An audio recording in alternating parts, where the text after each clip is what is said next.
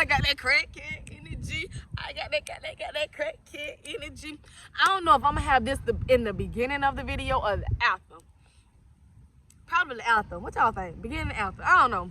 But y'all, I'm so happy. I didn't even, like this morning, I was sitting like a bump on the log, but you know, God woke me up. You know, he just, even though I woke up like, somehow throughout the day, I woke up like, ow, ow, ow. Oh, I bet y'all like, what you doing? So y'all, I just did my, I did 2 poetry pieces. I was supposed to write some more, but I was so excited to do this poetry piece that I couldn't write no more. Yo, get you what I'm doing. So I wrote this, and I wrote one at 11 o'clock, finished that one, wrote this one at 11:17. It's called Use and Abuse. Y'all, this finna be lit. I'm finna change my, I'm finna look like I got beat up. You know, look like I got beat up.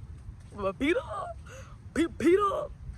Y'all, I'm so excited, but I'm just excited for me thinking about this, and I didn't think that I was gonna be able to, you know, come up with something this morning. I was just like, whether y'all know it, I just be winging it every day, all day. You know what I'm saying? But y'all, to be blunt and to be serious, this poetry piece is a little maybe traumatizing, maybe triggering for some people. So you know what? This might just be at the beginning of the video, because I would like to say on a serious note, if this is too triggering for you or this is just too much for you, I advise you not to watch this video. But this right here is just a story that I thought of. This is just something that happens to people. People come from broken homes, broken families. It's so many people that the system has broken. You know what I'm saying? People like to say that the system, you know, they designed the system for this or they designed it for that. You know, you don't know how traumatizing or how triggering it is to see a social worker, to talk to a social worker, to hear about DCF, to be, you know, involved into the system. You know, I was in y'all, I done started getting joyful now. I'm about to be teary-eyed already. And I ain't even started a video. But y'all, I have been a person that was in the system. So I know how the foster system and all that stuff works. And it's not something that you would want to be in. And there's a lot of people that were in and out of foster homes from family to family for as long as they can remember. And this right here is not to trigger anyone. It's not to, you know, just bring up awful feelings for anybody. This is just a story to enlighten the next person, or to say, baby girl, baby boy, whomever, you are strong. You are stronger than what you think you are.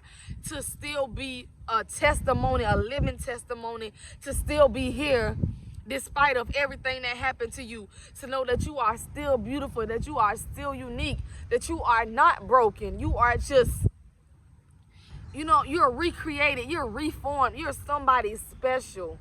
You know what I'm saying? And it's not right and it's not fair that people can use and abuse people at such a young and early age, that you can seek love from all the wrong places. You know what I'm saying? Because you want that love, you want that feeling. You didn't ask to be here.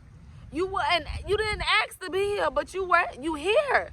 You here now, and you're going through the ins and outs. You're getting the end of the stick. You know what I'm saying? And it's just crazy, y'all. I'm not even gonna talk about this or this piece or anything. I'm gonna just say that this is what I wrote. This is me, y'all. Some people, their safe haven is school. Those teachers that's, you know, giving them that knowledge, that you know, that's spreading that. A lot of people don't want to go home. They want the extracurricular activities that school has to offer. They're so scared to walk in the door. They're so scared, and some of these women are blind. You pretend to be blind. You pretend you let that man go in there and do whatever he do, and you scared. Shake it off. Shake it off. That little girl, that little boy, they didn't ask to be here. They don't want to be here. You know what I'm saying? And it's just like, do something. You scared to get hit, or you scared to do. Think about that child. That child is broken. That child is fighting for freedom. They're fighting, they're hanging on by a thread. They're hanging on by a thread, y'all. And it's so, so sad. It's so sad. But this right here is not, don't feel sad. Don't feel anything, because it's going to make that person, it's going to allow that person to flourish even more. It's going to allow God to use them to be a vessel, you know. And I just wrote this not to trigger anyone, but it's just to spread light and positivity on what happens daily.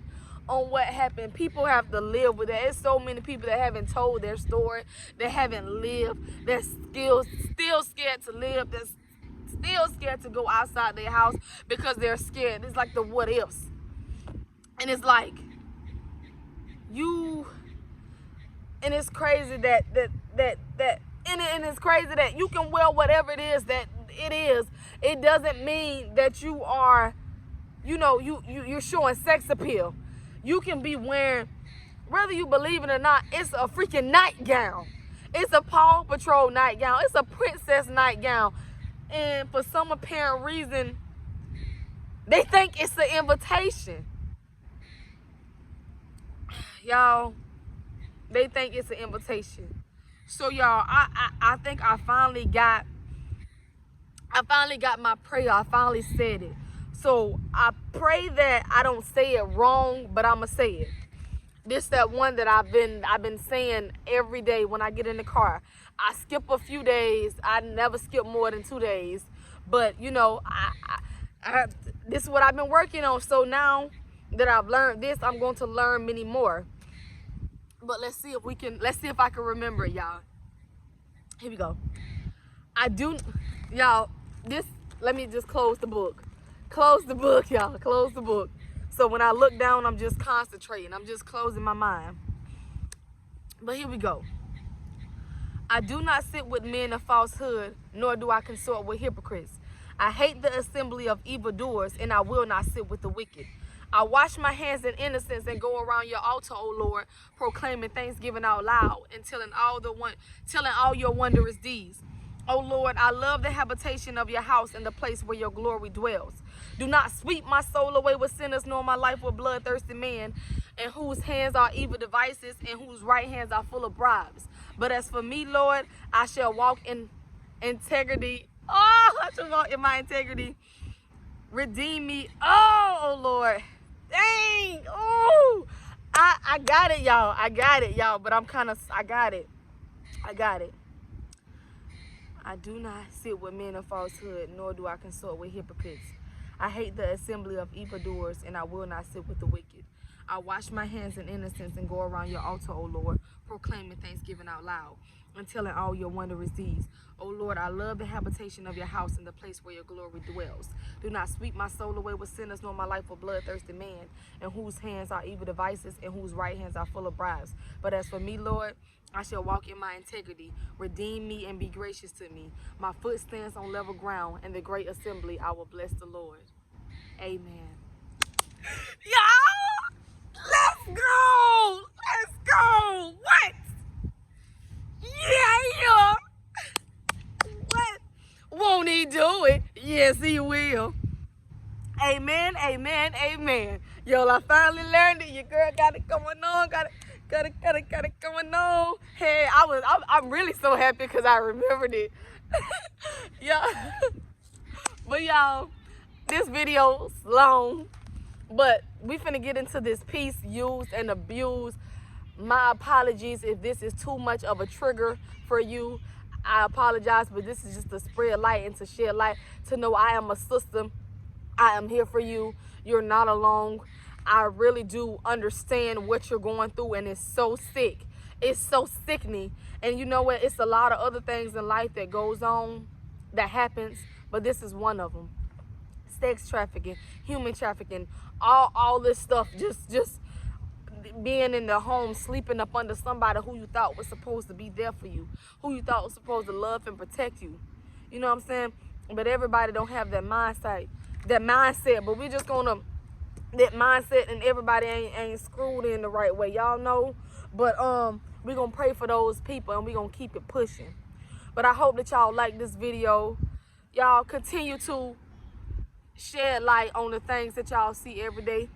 And you know what I'm saying? Don't let nothing, you know, go unnoticed. If you see something, change it. Do it.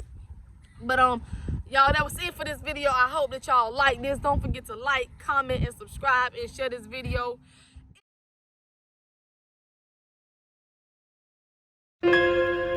Some people dislike school, would even say they hate school. Harsh, I know. But for me, I love school, and the teachers are like family to me. Soaking up knowledge and learning the ins and outs that the school has to offer. You may be wondering, okay, and where are you going with this? Just hold tight for me. Let not your heart feel bad for me, because I've learned that each tragic event expanded my horizon and gave me hope.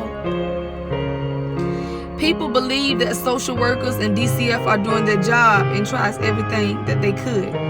But you want to know what this little girl saw at the age of 8? All the way up until I could remember. Yes, I never managed to sit at a table amongst family and share conversations and good food. Instead, straps and my imaginary friend is what a family and a good conversation was to me.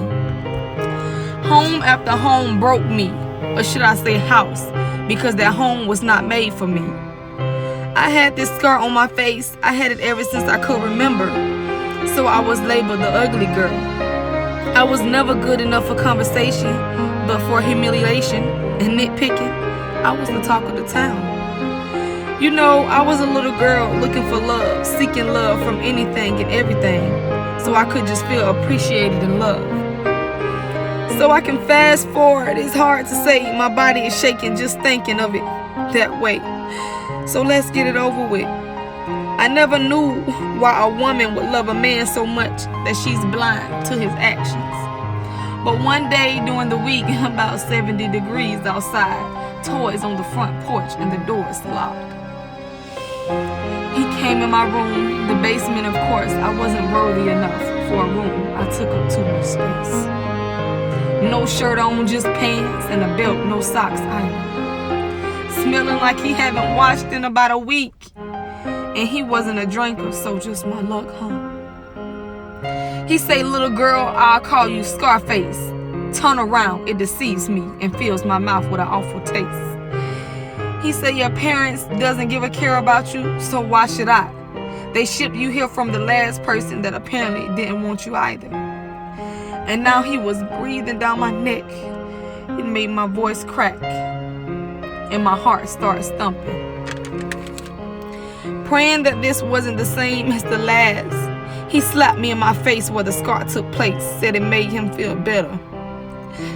Before I knew it, this little girl frightened for her life, because you know it happened, and I was left there, blood on the sheets like a crime scene.